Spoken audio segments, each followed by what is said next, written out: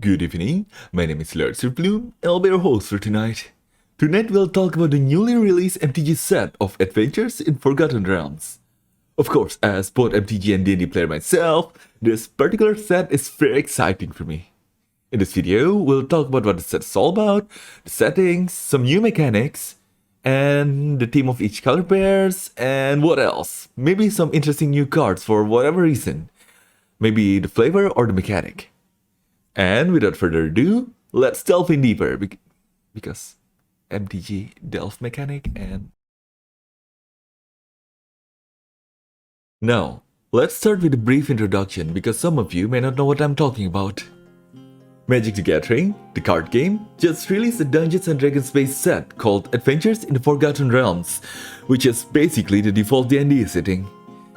About time actually, they should have done this a long time ago, but that doesn't make it less exciting.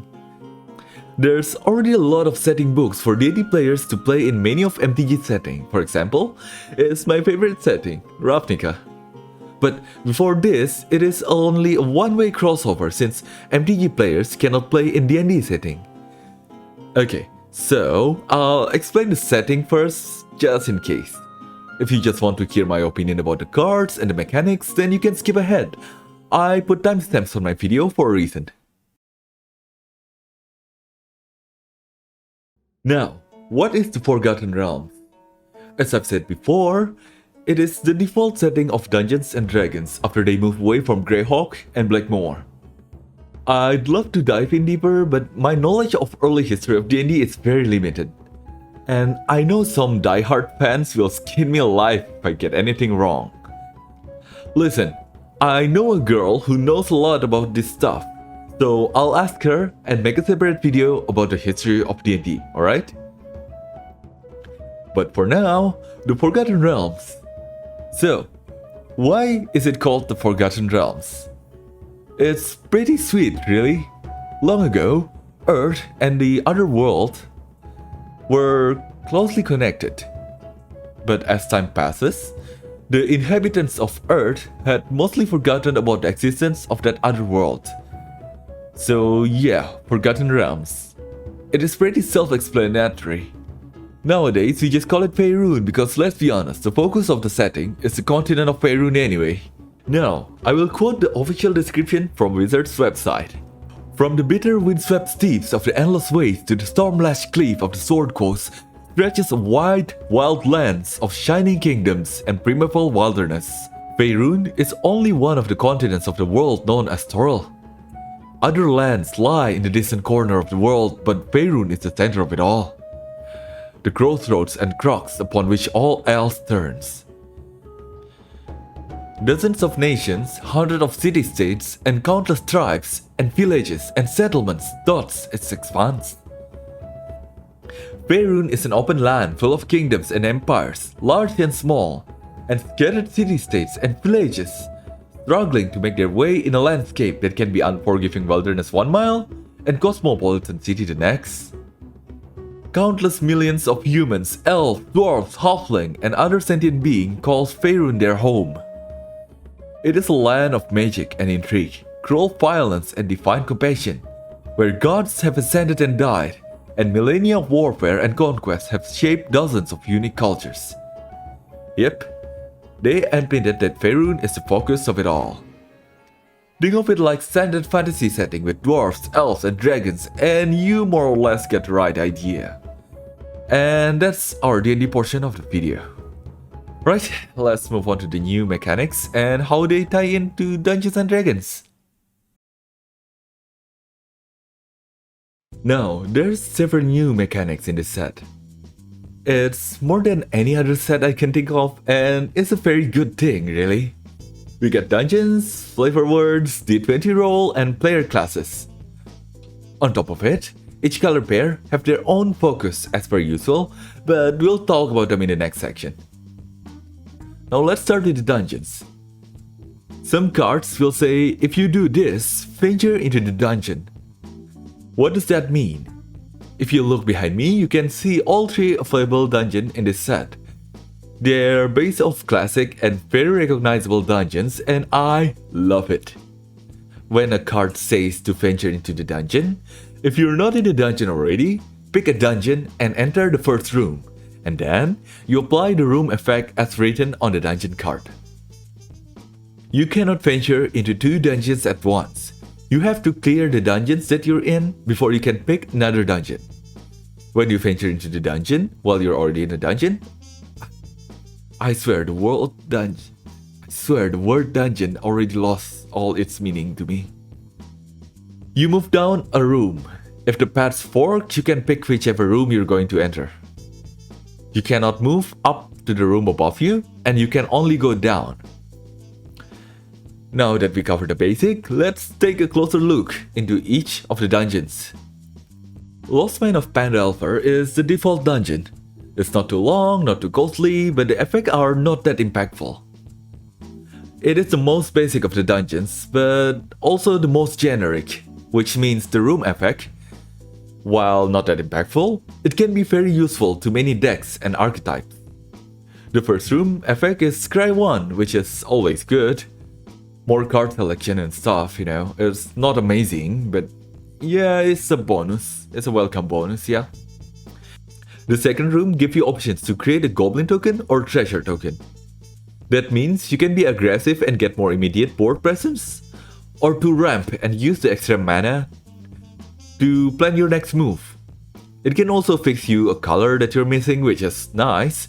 I personally like the treasure room better. 3 options for the third floor.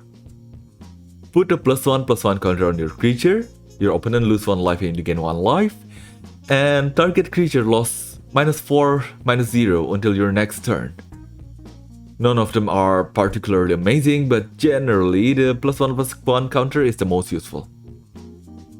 The last room is just draw a card. I guess it's a nice bonus. Moving on. Our second dungeon is Dungeon of the Mad Mage. Now, this one has 7 rooms, so it's way longer than the other dungeons. Some of them have more impactful and very useful room effect most of the time. This is my personal go-to dungeon and my favorite. First room, you gain 1 life. Good against aggro deck, I guess. The second room is Scry 1. As I said before, it's a nice bonus. In the third room, we have a choice of treasure token or preventing an enemy creature from attacking for a turn. The second one is more situational, but you have no idea how many times it saved my ass, so yeah, good option. Next room is Scry 2, twice as good as Scry 1, so yeah. For the fifth room, you have 2 options, exile 2 cards and you may play them. This is basically draw 2 if you can, play them and you have enough mana to use them. Or create 2 skeleton tokens. Since I usually use the torch to turbo the dungeon. And the second option is very useful if I got board wipe mid-play. So yeah, second option is my go-to option. Most of the time since I need to keep up the pressure. Next we have Scry 3. Thrice as good. Now, the final room allows us to draw 3 and cast one of the cards we drew for free. This is the big finale. And you can set it up with the Scry 3 as well, so this is the grand finale of the deck basically, and it can turn over the game real quick. Though it sucks if you watch it though, so yeah, be careful. Right, we got that covered. Now, for the last dungeon, it's the famous Dome of Annihilation. There's 2 paths here, so let's talk about the left path first. The first room is each player loses 1 life. Pretty good for aggro decks, to rush in and reduce their enemy life total. The next room is each player takes 2 damage unless they discard a card. Advantage or tempo, take the 2 damage, always take the 2 damage. The third room basically reads, lose 2 life unless they sacrifice a non-enchantment permanent. Take the damage. Always take the damage. Don't give me their advantage. The final room is create 4/4 creature with Death Touch. It's okay. It's not that amazing, but that's not the point of this dungeon. Let me explain it after I show you the other path. There's only 1 room here. That means you can complete the dungeon with only 3 delves. The cost is very steep. You sacrifice a creature, a land, and an artifact. Yes, you. Not your opponent. You. You might ask, why would anyone pick this room? Well, to complete the dungeon as fast as possible, of course. Because there's some cards that will gain extra abilities at advantage if you already completed a dungeon. The next new mechanic is this thing behind me. Hold on, let me put it up. Flavor words and D&D mechanic reference. As a D&D player, I think this is a nice touch and I love it. Yeah, no problem about that. Next is D20 roll. It's a glorified coin toss mechanic with extra stuff if you hit nat 20, so yeah. Let's be honest, it's a coin toss plus. The thing they did right though, instead of getting below average effect if you roll low, instead the lower roll is the normal effect, and if you roll high you gain bonus effects, so yeah. Again, I like it very much. The last mechanic is class enchantment. It's all the class in D&D in the form of enchantments that you can level up. Sometimes it's continuous passive effect, and some other time it's a single time activated effect. We talk about the dungeons too much, so let's not talk about all the classes or this video will be an hour-long video or so. Archetype is the basic game plan and or strategy of different colors or color pair. There's also these three main archetypes like aggro, combo, and control, but that's not what we're talking about here. We're talking about limited archetypes. You know what? Rather than explaining what that is, let me just describe each of them to you. The first color pair we're talking about is the blue-white. They focus on triggering dungeon effects and increasing the value of the dungeon trigger. Like, for example, they can make a room effect trigger twice. So yeah, they'll slowly outvalue their opponent and stuff. And yeah, that's the usual blue-white stuff. They outvalue their opponent and control them. And I like it. I like venture to the dungeon mechanic, so yeah, I like this one. The next one is my favorite color. The blue-black. They're Dimir. No, they're literally Dimir. Blue-black is the color of the rogue class and they focus on sneak attack, making your creatures unblockable, and usually some effect will trigger when you hit your opponent in the face. Well, not literally of course. Unless they're playing mono red, then they deserve to be punched in the face. Anyway, since black and blue is the color that focuses on the dungeon mechanic as well, sometimes the effect is also dungeon related. This card behind me represents the color pair pretty well, the Shortcut Seeker. Let's talk about black-red. Their playstyle is about making and spending treasures. They ramp, but while there's some big creature you can cast with a treasure, the one who gets some kind of advantage if you cast them with treasure token are around 4 CMC or so I think they want us to ramp hard in the early game and pour all of our hands on the board in a single turn, like that. So that's what I think anyway. But yeah, you can splash lots of cards from any other color here since treasure token can create mana of any color. I love it, it's very versatile. Now, red and green got their own keyword. That's special. Pack Tactic reads that if you attack with a total power of 6 or greater, then something beneficial happens. You can attack with lots of smaller creatures or few big creatures. As long as the total power is 6, it will trigger the effect. Yep, hard and aggressive, very gruel, very red-green. I love it, I like it. I don't love it, I like it. I like it enough. Well, I like the archetype so far, but here's something that I don't like. Green-white. Whenever you gain a life, do this. They did it to green-white every time 2-color pair is the focus of the set. It's old and boring.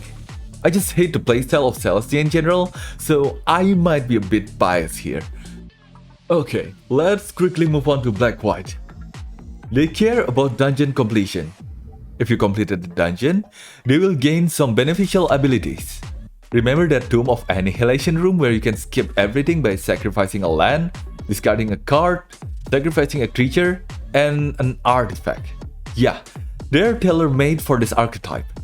Black and white can put up cheap tokens, and black gains access to treasure token in this set. That way, you can complete a dungeon as fast as possible. It is not amazing mechanic, but it's not bad. It's just okay. Well, I said okay. I said it's not amazing and it's just okay, but I'm playing as per dungeon like there's no tomorrow in MTGA, so I really like this mechanic so much. And just because I said that a mechanic is okay doesn't mean that they're not fun, okay? It can be okay and it can be bad, but it's still fun. But they're okay, they're alright. But damn fun. Izet's mechanic is G20. Oh yeah, Izet is blue-red, by the way. Anyway, yeah, I explained this mechanic already, and I like how they don't punish you if you roll low. Also, when you roll a dice, some effect will trigger, like Faride here. I'll put some cards behind me and see if you can figure this out. It's okay. It's alright. It's a nice touch, but it's alright. It's not amazing. Since, you know, Strix 7 broke. Izet, yeah. Black-green cares about dash. If a creature dies this turn, you can activate some powerful effect, like 2 mana 5/3 with flash, for example. Power-wise, I really like it. Grim Wonder helped me a lot to outtempo my opponent. You can erase them at turn 2. Because Typhoid Rat is a thing. Flavor-wise, it's okay. It's very Golgari, I like it. Now, the red-white. The color pair of the fighter class. It cares about equipment, and there's a lot of powerful equipments in the set. And the ability to equip it for free can be very useful. I expected the fighter to have like action search mechanic, you know, where you can get another combat step and stuff. I mean, they did it once before in Ravnica, so... Flavor-wise, it's below average. Power-wise, Commander out of 10. Lastly, the Simic. Blue-green. They draw and ramp. The only difference is that they ramp to activate some kind of activated abilities. They're usually very costly, so yeah. They play like any other Simic in any other set. So flavor-wise, it's pretty underwhelming, and power-wise, it's Simic. They're going to break the meta somehow. That's all of them covered. Let's be honest, it's way better than what we can get from Core Set 2020. So yeah, I love this set. Now, let me show you some of the cards that I find interesting from D&D player points of view. Right, we're finished with the factual information. Now, let's talk about some cards that I like for whatever reason. Let's go! I'm so excited to talk about them. And the first one is... Sanatar! I love blue-black.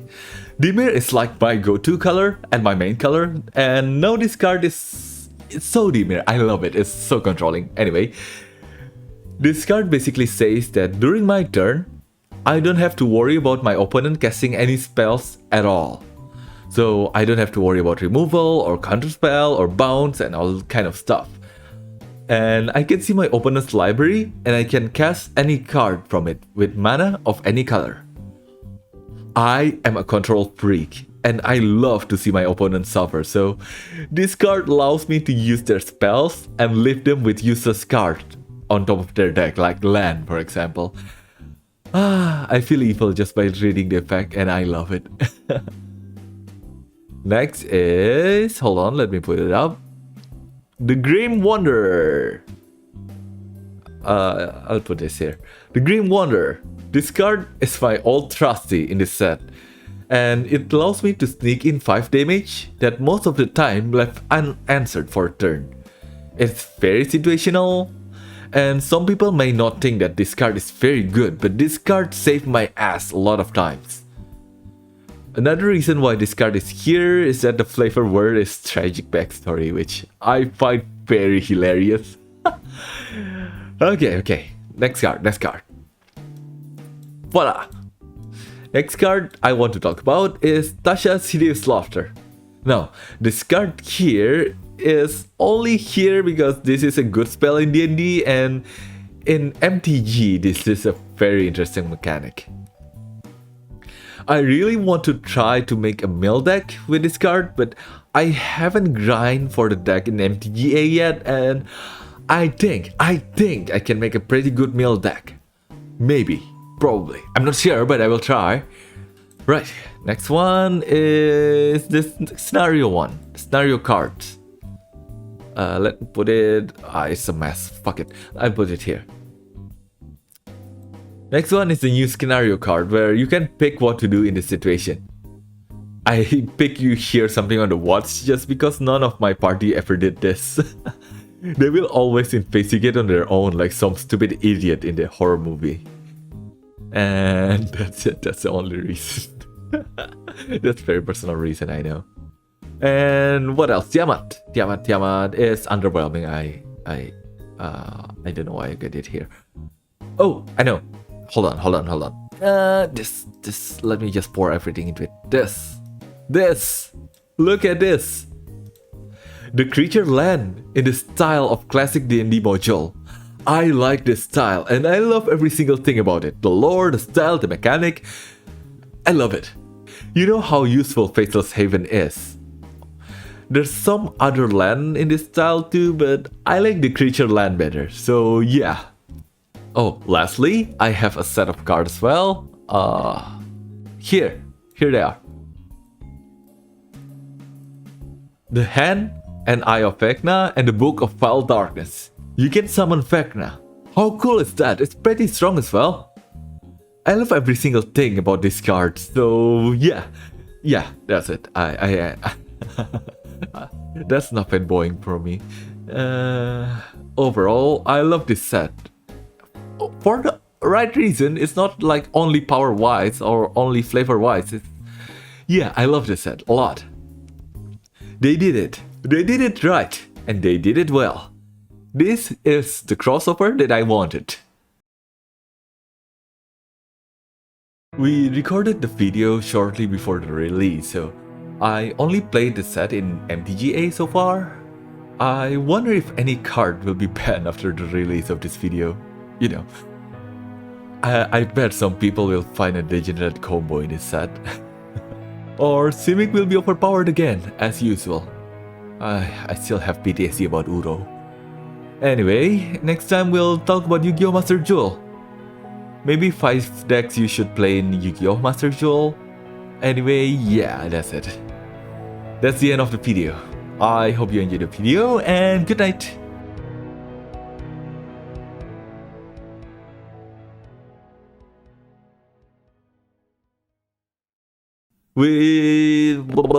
Fuck.